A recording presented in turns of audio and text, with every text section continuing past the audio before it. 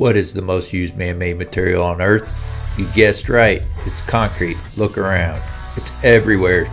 Sidewalks, driveways, foundations, floors you stand on, and even entire buildings are made out of concrete. So why don't we discuss it more? In each episode of Concrete Logic, we will explore one concrete-related topic with the help from industry professionals that are shaping the future of the trade. We'll talk with suppliers, contractors, architects, engineers, specialists, and even some proponents of competing materials about their views of concrete and their vision of its future.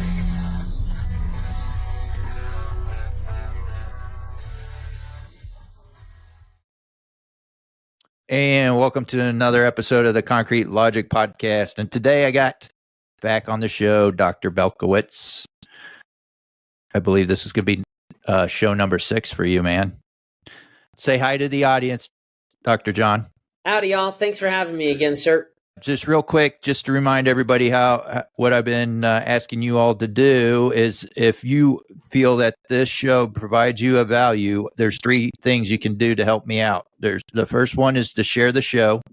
So share it with a colleague in the industry, especially after this conversation today. I think you'll get something out of it. Good one. Yeah. And then the second option you could do is go to the website, concretelogicpodcast.com. And in the bottom right-hand corner, there's a microphone little icon. If you click on that, you can leave me a voicemail. And you can do a couple things. You could give me feedback on the show, tell me how good or terrible the show is, or you could give me an idea on a topic or guest. And if you'd like, when you're leaving that voicemail, if you want me to play it on the show, I will play it on the show.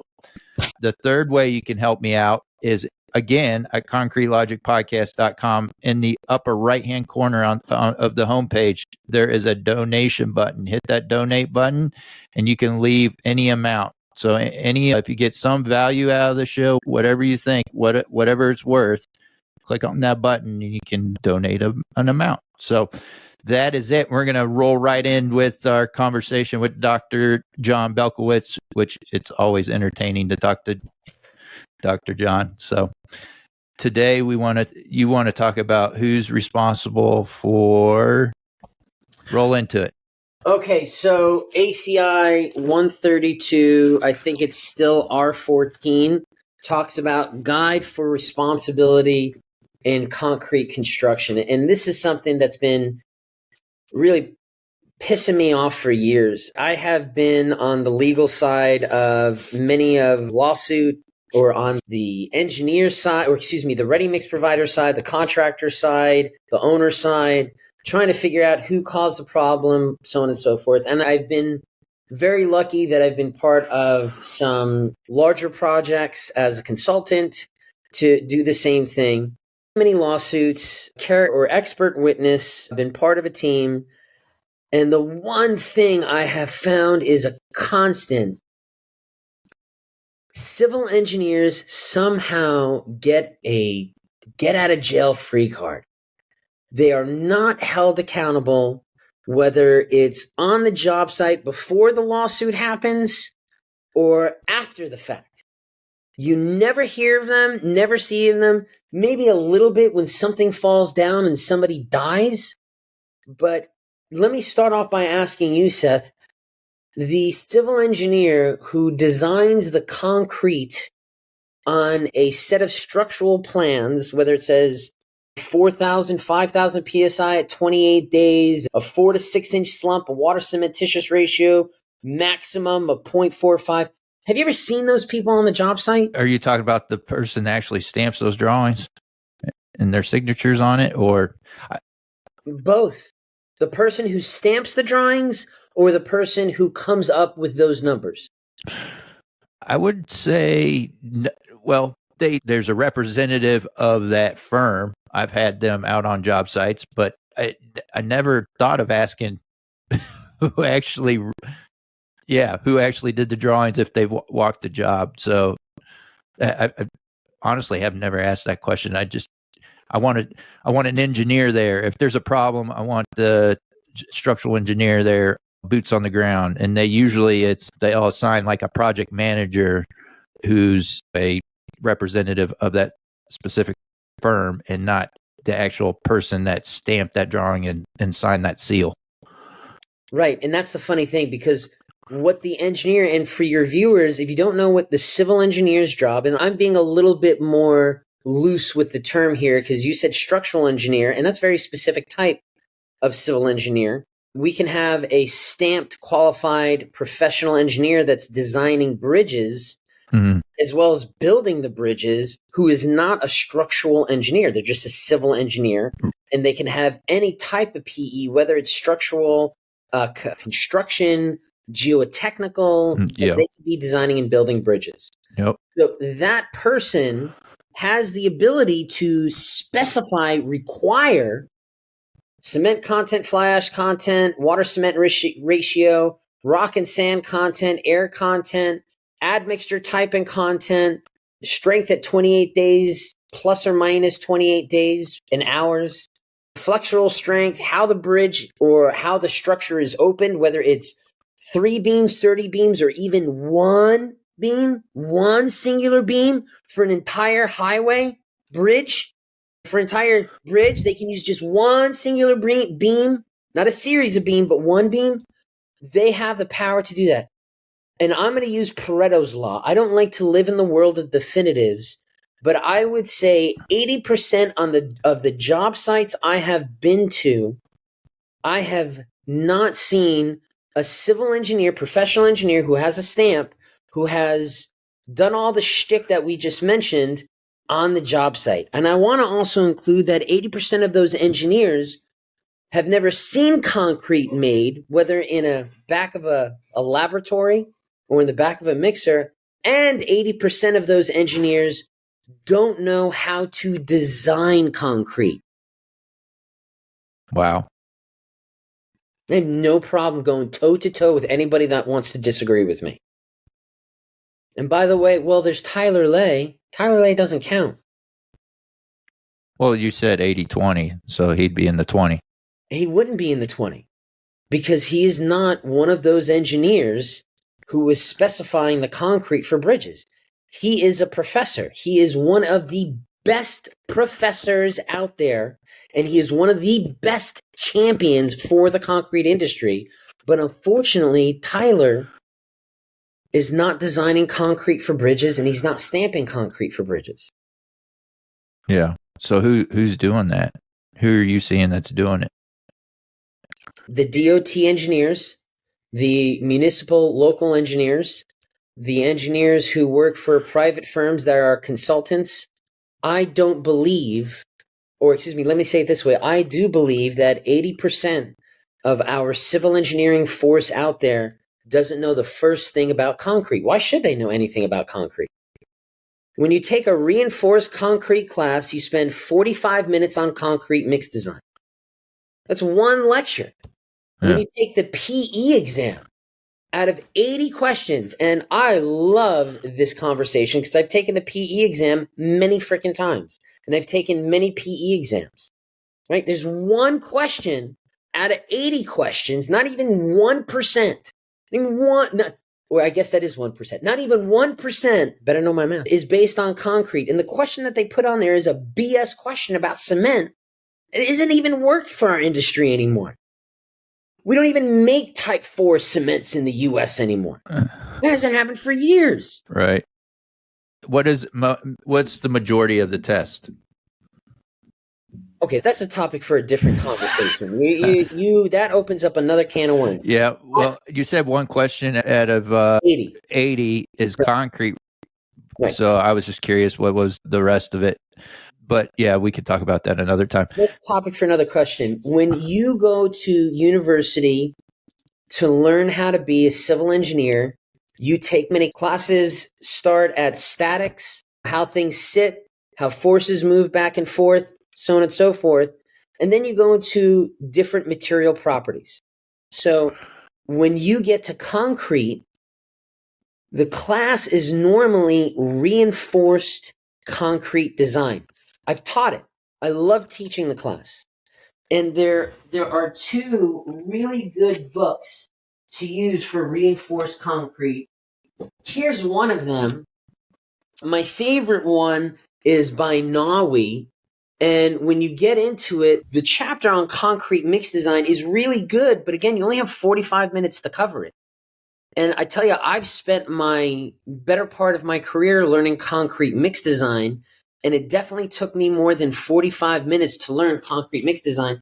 And if you've never, as a civil engineer, taken the time to learn concrete mix design, here's the book, ACI 211, which was recently republished. It is a great, very easy, thin read, and it goes over, you could tell how much I freaking love this thing. It goes over everything that you would wonder about the benchmark for concrete mix design. But civil engineers don't do this. In that reinforced concrete class, what they really need to know is F prime C at 28 days, 28-day strength. And they're only using 85% of that 28-day strength. And yeah, I'm getting into a little bit more, or I'm ignoring a lot of it because there's also, well, the tensile strength of concrete is only 10%, and there's the whole gestalt behind that. But normally what you find with civil engineers when they go through school, and if I'm hurting people's feelings, I really don't care, because I've been through the tenure of many different academic institutions in my long life, and I've seen the consistency between civil engineering programs. And what most civil engineering students do, you ready for this? This is the dark and dirty secret of the academic arena, especially when it comes to civil engineers. You ready for this? Ready. Most civil engineers don't really do their homework.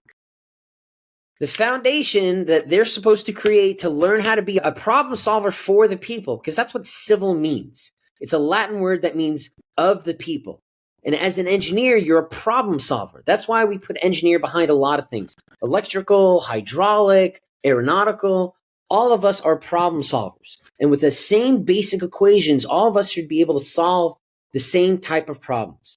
Us, we're problem solvers of the people to solve infrastructure problems, poop problems, water problems, fire problems, so on and so forth, right? When most civil engineers go to school, they don't solve problems. What they do is they find a problem that is similar to the problem that they have, and then they plug and chug their material properties into it, and hopefully they get the right answer at the end. That's why when you take a civil engineering exam, the solution is only worth like 1 or 2 points out of 20. It's the whole process to get to the solution that matters. Well, the unfortunate reality, especially when you look at the PE exam, which used to be a written exam, now it's multiple choice. So who cares if you know how to do it? You just have to get the answer. And our software is so strong nowadays, our computing techniques are so strong that you don't have to know how to do this shit. You just plug in the values and it spits it out for you. So most civil engineers, as students, as junior engineers, as apprentices, were copying and pasting their solutions. What the hell do you think they're going to do when they get out to the industry? Oh, they're going to turn over a new leaf? Well, I got here, now I'm responsible, now I'm going to do things differently? No. A civil engineer who designs concrete is copying and pasting the concrete mix design from their predecessors. And really, they're not even designing a mix. They're giving boundary conditions, and they're relying on the ready mix provider to provide the concrete mix design expertise. That's why at the end of the day, when there's a lawsuit, it's the ready mix provider that's held accountable and not the civil engineer. Because even though the civil engineer is the responsible qualified person on the job site who has ultimate liability, they have nothing to do with the concrete. They're oblivious. They're indifferent. Even if they review the mix design and approve it in a submittal? What does that word review mean? They look at it? They don't even know what they're looking at. They require you to submit the mix design for approval. Yeah, but they don't even know what it means. So what are they doing with it? They're checking a box. So that doesn't hold up in any of the lawsuits you've been a part of? They said they stamped approved? How about this? How about forget any of the lawsuits, because that's anecdotal. That's personal experience. It's a wonderful word, by the way. So I'm making a statement based on my personal experience. Sure. Don't believe me. I don't expect your viewers to believe me. Even the naysayers out there who might be, I don't do that, John. That's not the way I do business. I've been doing this 30 years. Well, then you're the part of the 20%. But take a very easy approach and look at any of the epic concrete failures that are out there. And there are plenty of them. Bridge, locks, dams, levees, parking lots, parking garages, houses, foundations, driveways, sidewalks, parking aprons, roller skating rinks, ice rinks, water polo, underground pools. When has the engineer who has designed the concrete ever been called to the table? Look at the Surfside Apartments. We know what happened. We know who's at fault. Yeah. What's happening with that? Look at the dam failure in New Braunfels, Texas. The funny thing about when concrete structures fall down, it's a lot easier to clean them up than it is scheduling demolition. So a lot of engineers, and that's what people forget. This is what happens when you don't do your homework, and shame on you, engineers who are still doing that. This is what happens when you don't do your homework, and that includes throughout your entire span of your career. The reason why I have multiple reinforced concrete textbooks in my office and multiple guides and multiple things on selecting proportions, and they're all used, is because I'm constantly re-educating myself.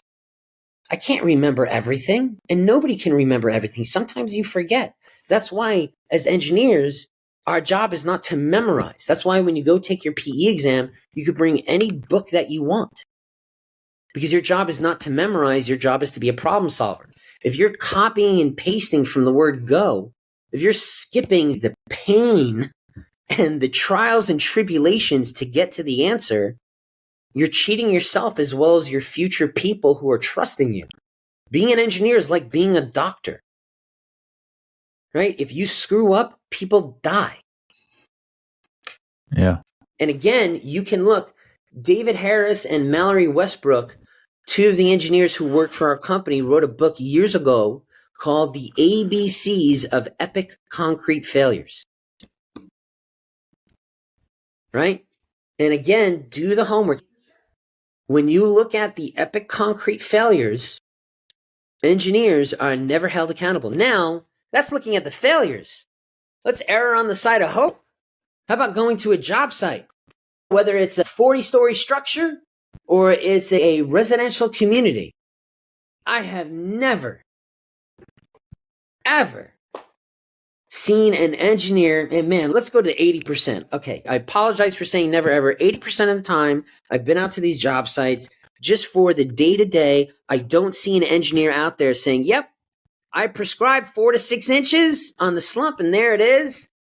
Yeah, thanks for letting me know the air. We're good to go. Yeah, you guys keep going. You're doing a great job. I'll check in on the next truck. Yeah. I think if they step foot on there, wouldn't they be more liable for the outcome? They're already liable by the book.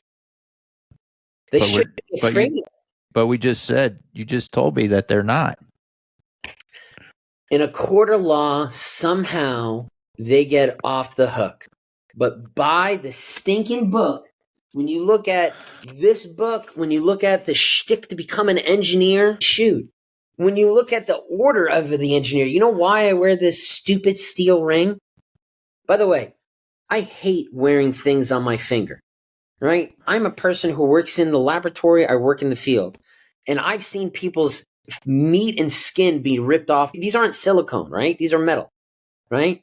So this is my wedding ring, and I never take it off. Right? Ever. And I know that's a safety hazard. I know what I'm doing, right? This is my Order of the Engineer ring. I never take it off either. These two, to me, have maybe not equal importance because I don't want to get divorced here in a second, or my wife filed for divorce. But there's a certain significance to these two rings in my life. This is a constant reminder. The Order of the Engineer ring came from the Canadians.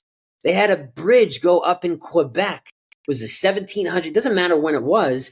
Engineers were cheating, cutting corners. It dropped once or twice. People died. Money was lost.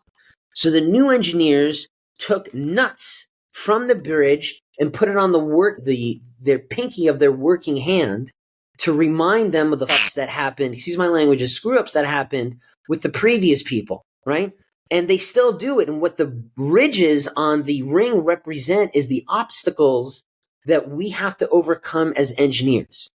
Constant problems of trying to overcome what the earth gives us and the boundary conditions of our materials and then what the customer wants. We constantly have to get through those, and those are never going to disappear. But over time, they're going to wear down because of our experience. If you're starting your experience by cheating, how do we put that expectation that you're going to change your ways when you get to the top tier? And how are we going to create the expectation that the next generation is going to do better than us? Shame on engineers and myself. At one point during my career, my academic career, I cut corners. I'm not saying this is a better than now. I'm saying this as a convert. I saw what happened when you don't know your stuff. I worked as an engineer, right? And my sponsor dad from the Air Force Academy said, hey, listen, man, you're a pretty crappy engineer. And he loved me like one of his own kids. He's like, what I'm going to do is I'm going to pay for you to go back to school. You can work here from 3 o'clock in the morning to 7:30 in the morning. And then the rest of the day, go back to school and learn how to become an engineer. And don't take a long time doing it because you've already done it once. But what you learned in your career, your academic career, either you didn't take it seriously or it wasn't good enough, but you have what it takes. So I spent the next 2.5 years taking a 4-year degree. I didn't leave my apartment unless I was going to school or going to work. And I just beat the crap out of my brain because I understood what I needed to do and what I had wasted away at doing. That's why I've been to so many universities. I wanted to exercise everything I could to become the best civil engineer possible. And it's a very hard thing to do. It's not easy to be a civil engineer. So I understand why people cheat, because you could cheat and get away with it. And it's it's so annoying. So annoying, man. Oh. Yeah. We had a discussion with one of the ready mix providers, and they said that their new DOT that they're working with is requiring them to run surface resistivity on their concrete. I said, oh, okay, why? I said, well, that's because they want durable concrete. I said, well, why? But why do you have to run surface resistivity? What if you did a permeability test? No, it has to be surface resistivity. I said, great. I would love to meet this DOT engineer. So we got to sit down with the DOT engineer, and I asked the question, why are you using surface resistivity? That's what Jim told us to do from the Federal Highway Association. What does that mean? All right. What is Jim over at the Federal Highway Association running surface resistivity? What does that have to do with you? Do you know what surface resistivity measures? Well, we have numbers that tell us. I said, why are you running? Like, what is the significance of surface resistivity? Because I don't know if you know this, but with surface resistivity, you can get false readings. So you're going to have to understand the test before you start running it. It's not a compressive strength test. It's not like one number tells us everything we need to know about compressive strength. Well, we have the number. As long as we're in that range, we should be good. I said, did you just freaking hear me? And it's that copy and paste mentality. Somebody told me to do something. Well, I read a paper. Here's another DOT. Well, I read a paper and they were using 7% silica fume in their decks. So we're going to do the same thing in our pavements, is we're going to use 7% silica fume for durability. And we're going to do a 3,000 linear feet job on it. Why? Who told? Where did the research come from to validate that for your concrete? Because good concrete practices, the Guide to Responsibility for Concrete Construction tells us, all of our PE stuff, everything we learn about concrete tells us, good concrete practices dictate we try things out before we go to the field. Nah, let's do 3,000 linear feet with 7% silica fume because Jason Weiss wrote a paper. Bless Jason Weiss and all his awesome papers, but that is the copy paste mentality that our engineers are using, and they're getting away with it because nobody holds them accountable. Well, what do you, in that scenario where someone's just taking what they're reading or taking the advice from someone, what is the right way to do it? What's the right way for them to know what they're designing, what they're asking for? I tell you, there's two ways, and people are going to get mad at me for saying this. It's not my job to tell people what they're supposed to do, right? I can't do that. That's why they have their own stamp, right? Yeah. That's why the stamp has their name at the top of it in full. There's no abbreviations. The question is, when is this going to change? When are civil engineers who are literally called, you know what EOR stands for? Engineer of record. Engineer of record. Do you know that engineer of record has an aggregate insurance policy? Errors and omissions. So if somebody dies because of what I did, I have to pay, or my insurance policy has to deal with that stuff, right? And it's like a $2 million or $10 million aggregate. It's not a small amount, right? Because when people and things die, it costs a lot of money, right? So the way it's going to change, you ready for this? Can you guess how it's going to change? No, go for it. Yeah, you can. Come on, wild guess. How is it going to change? On the engineer side, or when we start talking about insurance, my mind goes that way. Right, do it. Go it. How are the civil engineers who are rarely on the job site, who are never held accountable, how is that dynamic going to shift? How are they all of a sudden going to start being held accountable, not only at the top tier, but all the way down the chain of command to the academic institutions? How is that going to change? How are we going to start seeing them on job sites? The insurance companies are going to require it, or they're going to charge them more, or they're going to go after them when one of these things happens. They're going to get sued. Like, It didn't take us long to get there, right? Yep. That's the way. And crucify me if you want to, industry. I cannot wait till that happens. Yeah. I am looking forward for the attorneys to start holding these engineers accountable. And hey, you have insurance policies. That's what insurance policies are made for. Even doctors, even medical doctors make mistakes. We are human. That is why we put erasers on pencils. We make mistakes. That's why engineers, when we're going through school, we're told to use pencils on our homework so we can erase and rewrite it because we made a mistake. That's what happens. Yeah, I definitely think, and for you attorneys out there, I have some very good friends who work in this arena. There is a wonderful cash crop out there for you to take advantage of, because that is rarely happening now. And it is so easy to go after civil engineers because they are not prepared to defend themselves. The first civil engineer who gets held accountable will be a deer in the frickin' headlights. Am I saying that incorrectly, Whit? Whitney just agrees. She's married to me. She has to agree with me. I've heard her disagree with you. What? Every now and then. That's very interesting. I got to get someone on that side, like a lawyer or insurance guy on the show, and talk about that. Get an engineer who disagrees with me. That's not true, John. We're held accountable. I don't think that'll be hard to find someone that disagrees with you, John. I know a very good engineer, and so does Whitney, who will agree with me 100%. Remember? You know who? Gene? I'm not going to say his last name. Gene, doesn't matter who he worked for. He was a water tank engineer. He used to come out with a video camera that had a disc in it.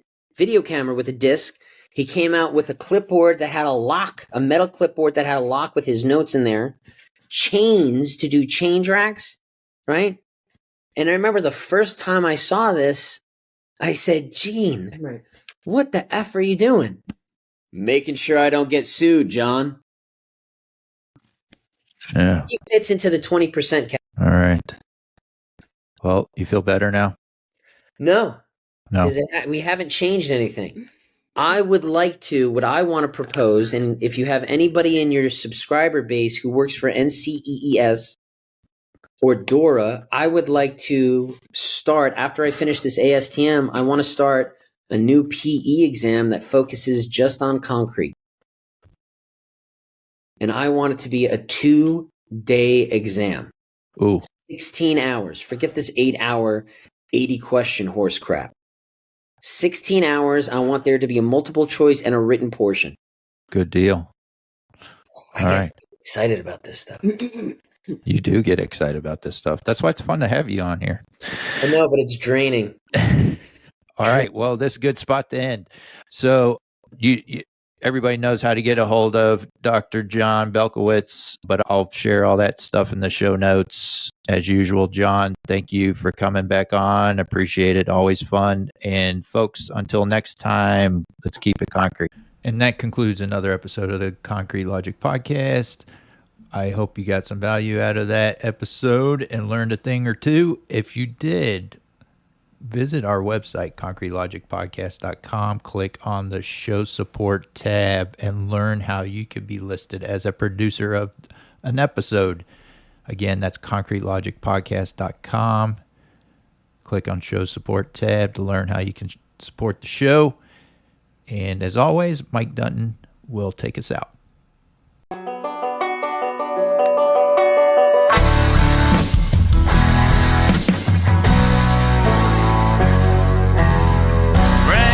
That alarm always sings couple hours before the sun comes up. Open up the side, put some diesel in the lights and wait till the trucks roll up. Yeah, this ain't how most folks live their lives, dripping in sweat, working overtime. But while they're tying their ties for their 9-to-5s, we're out here changing these skylines with wood, iron, and mud. We work hard for $1, give thanks to the Lord above. Never make a man do something you can't prove. Hard work calls for a drink or two. Expect more, it's written in our blood. With wood, iron, and mud. From the swamps to the city, from the Lone Star heat to the woods of the Georgia pine. Good old boys and girls who ain't afraid of getting dirty for a clean time. And if you want to see the fire in a grown man's eyes beneath the hot summer sun, find the wild-eyed boys clocking days and nights, working hard to get that job done. With wood, iron, and mud, we work hard for $1, give thanks to the Lord above. The color of our collars ain't white or blue, we're all gray collar through and through. Expect more, it's written in our blood. With wood, iron, and mud.